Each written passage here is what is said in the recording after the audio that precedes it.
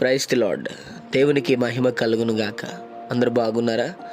ఈ దినం దేవుని వాగ్దానం, బలము, నేను నిన్ను బలపరుతును, నీకు సహాయము చేయువాడను నేనే. యెషయా గ్రంథం 41వ అధ్యాయం 10వ వచనం. అవును, దేవుడే మనకి బలం ఇచ్చేవాడు, దేవుడే మనకి సహాయం చేసేవాడు. ఈరోజు మన బలము తక్కువ ఉందని, మనం ఏమీ చేయలేకపోతున్నామని, బలహీనతతో దేవుని సన్నిధి నుండి దూరం అయిపోతున్నామని బాధపడుతున్నావా? ఈరోజు ఆయన బలపరిచేవాడుగా ఉన్నాడు. దేవుడు నిన్ను బలపరుస్తున్నాడు. ఏ విషయాన్ని బట్టి నువ్వు బాధపడద్దు, దిగులు చెందద్దు. నా దేవుడు నిశ్చయంగా నిన్ను బలపరిచి దీవించి ఆశీర్వించి హెచ్చించునుగాక. చిన్నమాట ప్రార్థన. ప్రేమ కనికరం గల మా తండ్రి, నీకు వందనాలు.